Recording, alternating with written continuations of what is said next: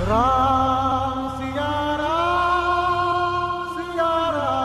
जय जय राम।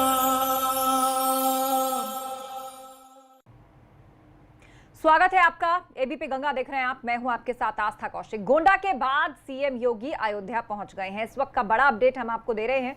जिला अस्पताल का निरीक्षण कर रहे हैं इस वक्त सीएम। भाजपा पदाधिकारियों से भी सीएम योगी एक बैठक करेंगे। गोंडा में मीटिंग निरीक्षण के बाद अब वो अयोध्या पहुंचे हैं और बताया जा रहा है कि जिला अस्पताल का निरीक्षण इस वक्त सीएम योगी कर रहे हैं। गोंडा इससे पहले वो दौरे पर थे, उसके बाद अब अयोध्या पहुंचे। जिला अस्पताल का निरीक्षण इस वक्त कर रहे हैं सीएम और इसके बाद पदाधिकारियों के साथ एक बैठक भी उनकी होने वाली है। तो कार्यक्रम क्या रहने वाला है आज दिन भर, ये हम आपको बता रहे हैं सीएम का। भाजपा पदाधिकारियों से भी मिलेंगे सीएम योगी और अयोध्या के दौरे पर आए हैं। यहाँ राम मंदिर निर्माण के लिए जो काम चल रहा है उस काम का जायजा लेंगे। इसके अलावा अस्पतालों का निरीक्षण भी वो करेंगे और इस वक्त जिला अस्पताल में वो मौजूद हैं जहां पर वो जायजा ले रहे हैं इंतजामों का, सुविधाओं का। और अहम बात यह कि उसके बाद पार्टी के पदाधिकारियों से उनकी बैठक भी होने वाली है। तो कल बाढ़ का जायजा लिया था उन्होंने और आज अयोध्या वो आप पहुंचे हैं। यहाँ राम मंदिर निर्माण कार्य से जुड़ा अपडेट और साथ ही अस्पतालों का निरीक्षण, पदाधिकारियों के साथ बैठक। दिन भर आज कुछ ऐसा कार्यक्रम रहने वाला है सीएम योगी का। मरीजों का हालचाल वो जान रहे हैं, उनसे तबीयत पूछ रहे हैं, स्वास्थ्य सुविधाओं का जायजा ले रहे हैं। जब से ये कोरोना काल आया है अचानक अस्पतालों के निरीक्षण पर निकल पड़ते हैं सीएम योगी। अधिकारियों को डांट लगाते हैं। टीम 11 में अधिकारियों पर सख्ती उन्होंने की हुई है। ग्राउंड पर उतरने की हिदायत उन्हें दे रखी है कि आप भी जाइए, तीमारदारों से मिलिए, देखिए कौन डॉक्टर या एमएस ड्यूटी पर आ रहा है या नहीं आ रहा है। बीते दिनों भी उन्होंने एक्शन लिया था और जब वो निरीक्षण करने पहुंचे थे तो एक एमएस जो कि ड्यूटी पर मौजूद नहीं थे, पहुंचे नहीं थे, उनको हटाने के निर्देश दे दिए थे। तो ये तस्वीर हम आपको दिखा रहे हैं। पूरी एहतियात के साथ सीएम योगी पहुंचे हैं अयोध्या और यहाँ अस्पताल का निरीक्षण कर रहे हैं। वो जिला अस्पताल है, वहां पर सुविधाओं का जायजा ले रहे हैं, मरीजों का हालचाल जान रहे हैं। नॉन कोविड हॉस्पिटल है ये।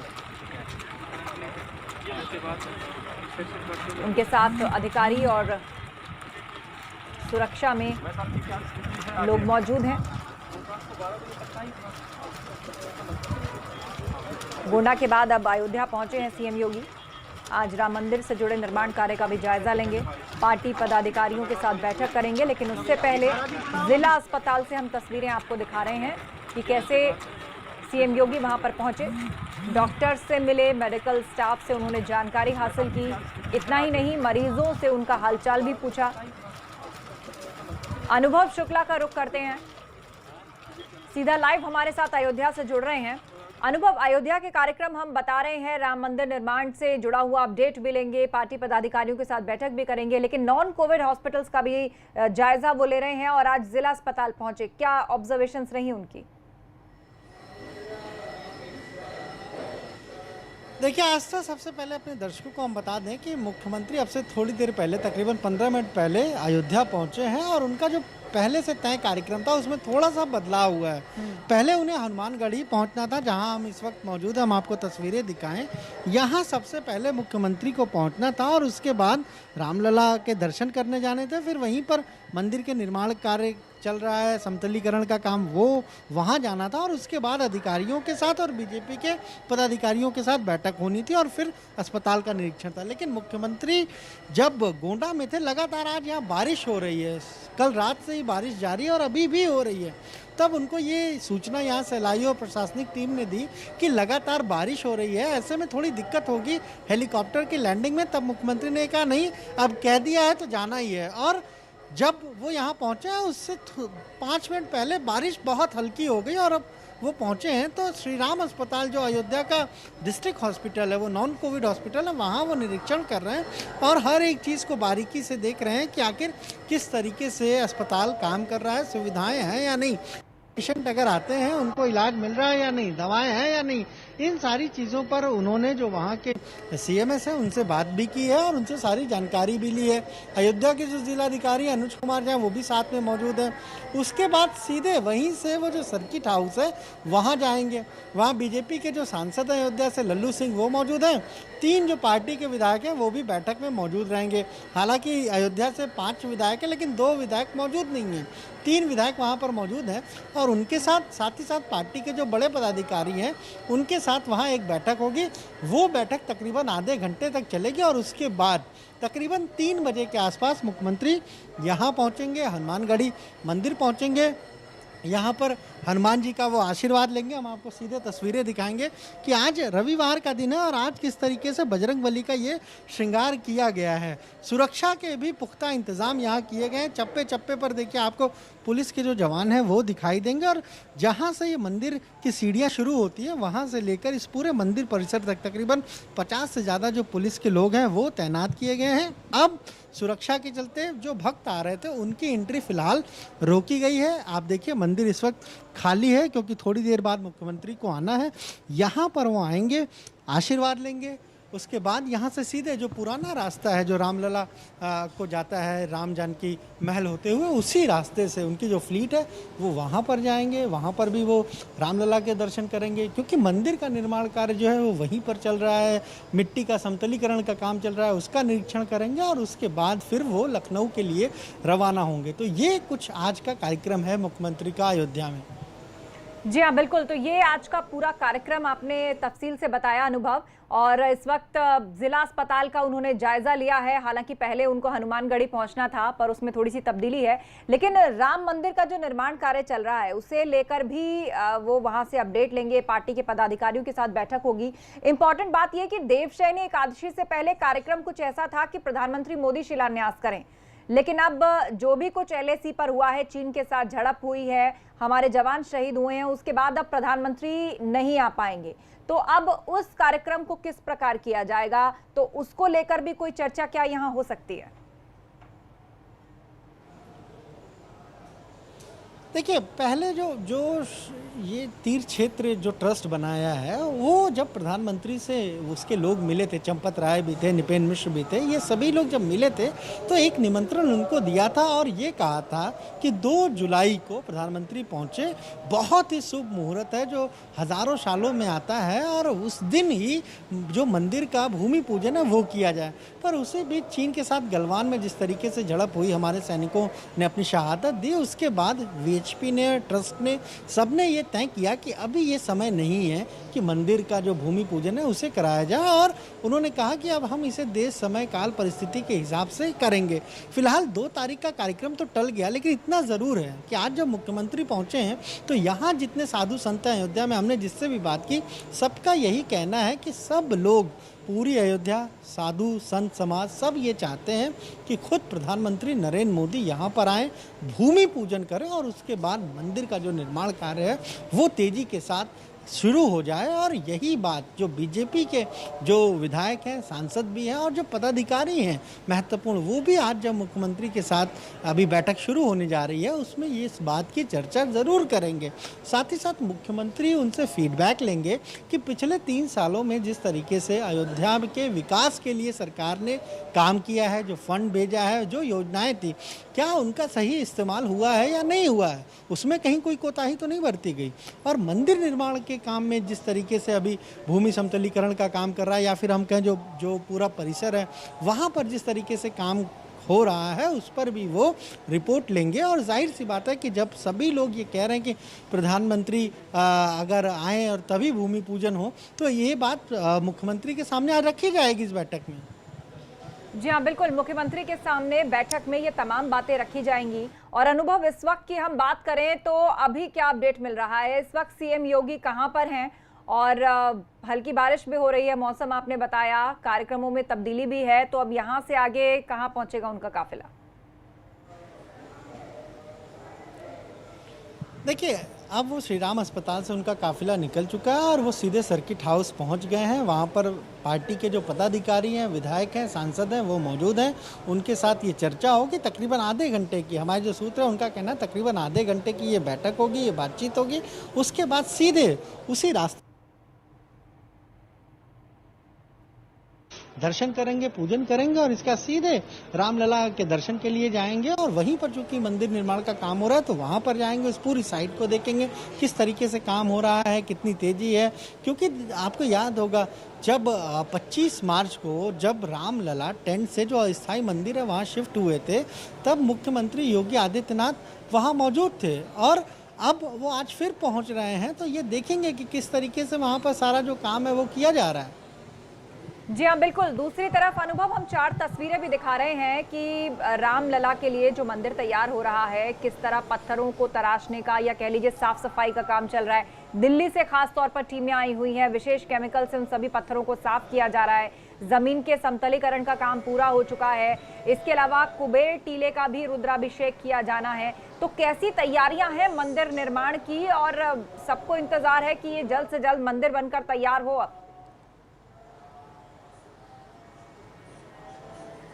देखिए, बिल्कुल तैयारियां तो पूरी हैं लगभग, और हर चीज़ जो है वो कोशिश यही की जा रही है कि वो समय पर हो जाए। लेकिन चूंकि इस बीच कोरोना आ गया, फिर लॉकडाउन हो गया, तो ये ज़रूर है कि थोड़ा सा तैयारियां डिले हुई। वरना अब तक तो ये था कि उस सारी चीज़ों को शुरू करा दिया जाए और जो मंदिर निर्माण का काम उसमें तेज़ी लाई जाए। यानी पत्थर भी लाए जाने थे, लेकिन अब चूँकि कोरोना के बाद बहुत सारी चीज़ों पर रोक लगी, ब्रेक लगा, उसके बावजूद ये कोशिश की गई कि यहाँ काम पर कोई असर ना पड़े। और जो कार्यसेवकपुरम है, जहाँ पर तकरीबन हम कहें तो 3 दशकों से भी ज़्यादा समय से जो पत्थर लाकर रखे गए, वो भी यही इंतज़ार कर रहे हैं कि कब मंदिर के निर्माण का काम शुरू हो और वो पत्थर उसमें इस्तेमाल किए जाएं। क्योंकि बहुत लंबे समय से वो रखे हुए थे, तो काफ़ी उनमें काई जम गई है, कुछ और धब्बा आ गया है, तो उनको अब साफ करने का काम लगातार कार्यसेवकपुरम में जारी है। और दिल्ली की एक कंपनी है, वो उसकी एक विशेष तकनीक उसने डेवलप की है। उसी तकनीक के जरिए उन सारे पत्थरों को बिल्कुल साफ किया जा रहा है, उनकी जो दाग हैं, धब्बे हैं, उनको छुड़ाया जा रहा है।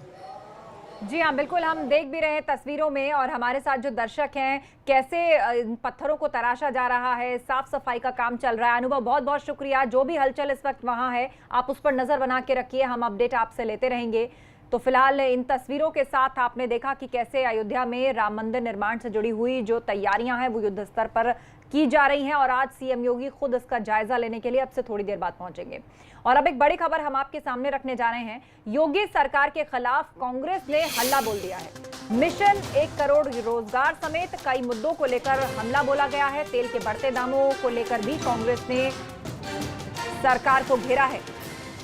तो सरकार ने एक तरफ जो 1 करोड़ लोगों को रोजगार देने की, खासतौर पर कामगारों और श्रमिकों को, जिस योजना को सामने रखा था, और पेट्रोल डीजल के बढ़ते प्राइस, उसको लेकर घेरा है कांग्रेस ने। आपको सुनवाते हैं क्या कुछ कहा जा रहा है कांग्रेस पार्टी की ओर से। बुनकरों का मामला हो, फर्नीचर उद्योग हो, चमड़े का उद्योग हो, होजरी उद्योग हो, डेयरी हो, बर्तन का हो उद्योग, फिशरी और डेयरी का उद्योग हो, अन्य घरेलू जितने भी उद्योग हुए, इस महामारी के दौरान पूरी तरह आर्थिक बदहाली की स्थिति को झेलने का काम किए। जहां सरकार को इनका सहयोग करना चाहिए था, इनके लिए नीति बनानी चाहिए थी, इस सरकार ने कोई नीति बनाने का काम नहीं किया। लगातार लोग आर्थिक तंगी के नाते आत्महत्या करते रहे और सरकार मुखदर्शक बनकर तमाशा देखती रही। पिछले समयों में बांदा में एक सूरत में पेंटिंग करने वाला व्यापारी, एक मजदूर जो सूरत में कमाता था, अपनी पत्नी के साथ रहता था, अभी परसों के दिन उसने आत्महत्या कर ली, सिर्फ इसलिए कि वो आर्थिक तंगी का शिकार था। उसके घर रोजी रोटी के संकट के लाले पड़े थे। लगभग अब तक 20 आत्महत्याएं बांदा में केवल हो चुकी हैं, जैसा कि मीडिया ने निरंतर प्रकाशित किया है। आखिर इन आत्महत्याओं का जिम्मेदार कौन है?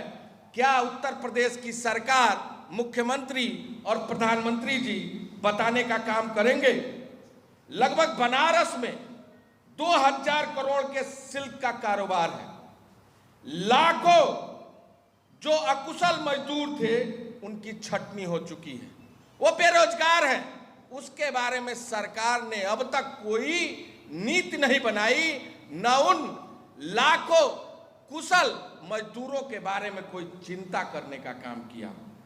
1200 करोड़ का भदोई में कालीन का जो कारोबार चलता था हर साल, उस 1200 करोड़ के कारोबार का हाल यह है वर्तमान में पूरी तरह निर्यात ठप पड़ा है। सरकार ने अब तक उसके लिए कोई योजना बनाने का काम नहीं किया। आगरा में लगभग 3 लाख जूता बनाने वाले मजदूर पूरी तरह बेरोजगार हैं, उसके लिए भी सरकार ने अब तक कोई इंतजाम नहीं किया।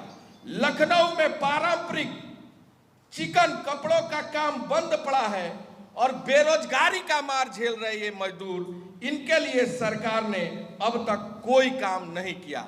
ये सरकार लगातार प्रदेश के नौजवानों को मजदूरों के साथ धोखा करने का काम कर रही है, ठगी करने का काम कर रही है। अब तक इस सरकार ने मजदूरों के लिए, नौजवानों के लिए इस समय किसी तरह के कोई रोजगार उपलब्ध कराने का काम नहीं किया। हमारी मांग है कि मनरेगा के 100 दिन के कार्य को ये सरकार 200 दिन घोषित करने की व्यवस्था करे। धन्यवाद।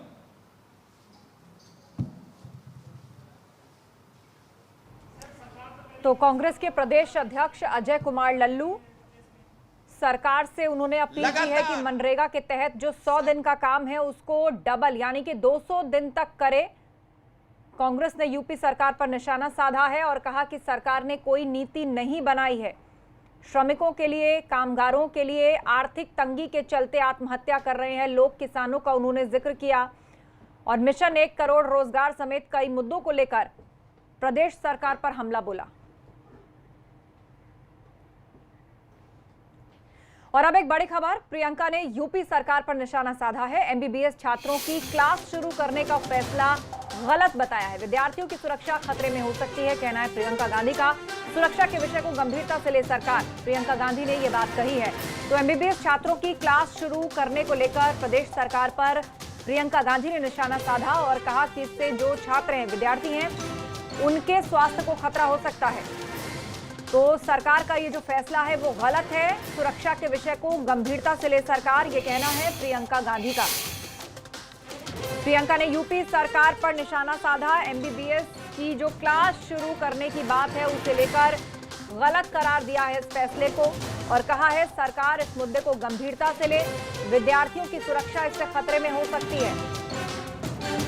एमबीबीएस के छात्रों की क्लास शुरू करने का फैसला गलत सरकार का है, ये कह रही हैं प्रियंका गांधी।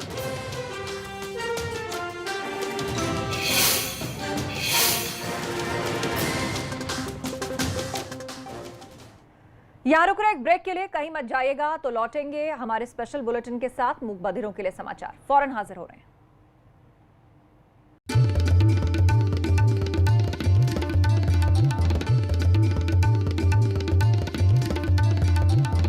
आप देख रहे हैं एबीपी गंगा, खबर आपकी, जुबान आपकी।